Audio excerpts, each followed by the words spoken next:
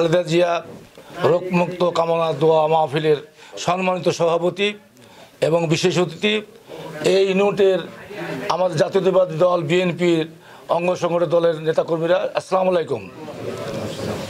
আমরা আমাদের নেত্রী দুবার প্রধানমন্ত্রী, এটাই জানি আমরা, তাই না?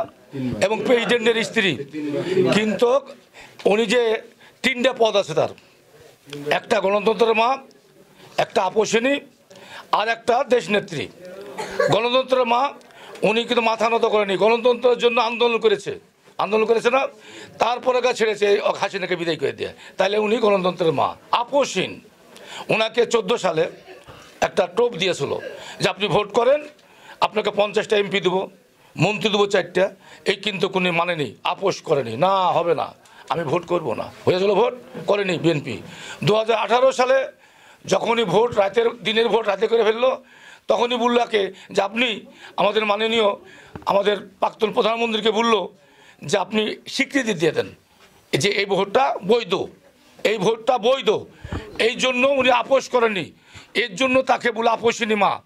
এবং দেশনেত্রী ওনাকে বললো যে আপনি দেশ থেকে চলে যান, না হলে কিন্তু অসুবিধা আছে আপনার।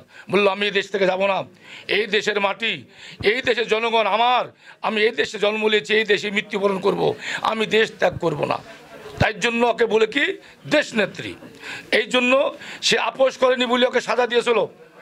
আজকে ওনার সন্তান তারেক রহমান দুঃখের কথা কালকে বলল যে আমি জানি কি জন্য আমি যাইতে পারছি না, আপনারা জানেন না, এই কথা কিন্তু বলেছে উনি। এত ব্যথা মা জননী, তাকে তাজা মুখ দেখতে পাচ্ছে না, সে আজকে পাঞ্জা লড়তেছে মৃত্যুর সাথে, তাকে লাইফ এতে দিয়েছে, সিকিউরিটি দিয়ে ফেলে দিয়েছে, কখন তার জীবন চলে যায়, তাকেও তার সন্তান দেখতে পাচ্ছে না। কেন? যেই হাইনা সরকার ছিল বিগত দিনের জালেম সরকার, তাকে জঙ্গলে তাকে যখন সাজা দিয়ে দিল, জেলখানা দিল, দেওয়ার পরে এমন একটা পয়জন দিল, মানুষের কোন দিন ফুসফুসে পচে যায়? ও কি সিগারেট বিড়ি খায়? ও কি মদ খায়? মদ খাইলে কিন্তু আপনার ওই লিভার পচে যায়, এই অ্যাসিড। তো উনি তো কিছু খান না, সিগারেটও খান না। দেখেন কি পয়জন দিয়েছে যে তার হাত, ডাইন হাত এরকম হয়ে গেছে, আপনারা দেখেছেন মনে টিভিতে। তাকে লন্ডনে গেল, তাকে নিয়ে যাওয়ার কোনো অবস্থা নাই। তাহলে তার সে যে জননী, যে নেত্রী, সেই ইতিহাসের পাতাতে তার নাম লেখা থাকবে কি না? দেখেন যে এই নেত্রী যদি চলে যেত আপনাদেরকে থুয়া, কিছু হতো না, ওর সাজা হতো না, ওকে ওর এই প্রয়োজন খাওয়াতে পারতো না, ছেড়ে যায়নি আপনাদের জন্য। তাহলে কত বড় যারা আমাদের চাও, আমরা তো পালিয়ে গেছি, জঙ্গলে লুকিয়ে থেকেছি, ওর উপর যে অত্যাচার হয়েছে, কোনো পৃথিবীতে ইতিহাসে পায়নি কোনো প্রধানমন্ত্রী, কোনো রাষ্ট্রের নায়কের এত অত্যাচার এই হাইনা সরকার করেছে ওর উপরে। তাইলে এখন যদি তার আল্লাহ তাকে হায়াত দেখ, আমরা চেষ্টা করব। আমাদের ইমাম সাহেব আছে, দোয়া করবেন, সবাই দোয়া করবেন। যদি মৃত্যু হয়ে যায় তাও দোয়া করবেন, যদি কোনো অন্যায় করে থাকে আল্লাহ তাকে মাফ করে দিও, বুঝছেন তো? এই জন্য বলতেছি। আর একটা কথা বললে চলে না, আপনারা আলোচনা করবেন ওনার জন্য, ওনার দোয়ার জন্য। এখানে দোয়া মাহফিলের জন্য বসেছি আমরা কোনো রাজনীতি করতে আসিনি এখানে।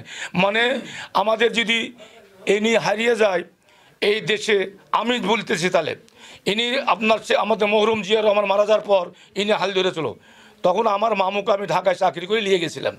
জিয়া রহমান যখন মারা গেল, তখন আমাকে ডেকে বলছে দোতলা পর থেকে, বেটা শুনো, ঢাকাতে রাজারবাগে আমাকে বলছে দেখো বেটা, গাছে সুদ্ধা কাঁদতেছে।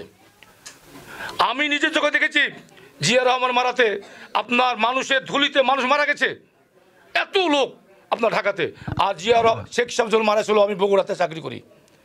75 সালে যখন শেখকে মারে, তখন আমি ছিলাম। বগুড়াতে কোনো মিষ্টি ছিল না। তাহলে এখন চিন্তা করে দেখেন যে আল্লাহ কত সম্মানী ব্যক্তি, যে প্লেনে দুবাই থেকে প্লেন রেডি হয়ে আছে, তাকে সুস্থ হলে নিয়ে চলে যাবে। আপনার হাসিনা দেখেছে, হাসিনার বাপ দেখেছে যে প্লেনে আপনার লন্ডনে গেছিল, কার প্লেনে ওটা? রাজকীয় প্লেন, রাজারা চড়ে, তাই কি না? তাইলে সেই নেত্রী ইতিহাসের পাতা আছে, মানে খালি বাংলাদেশের লোকের না, অল বিশ্বের খাতাতে লেখা থাকবে তার নাম। এই বলে আমি আপনার বক্তব্য শেষ করলাম। আসসালামু আলাইকুম।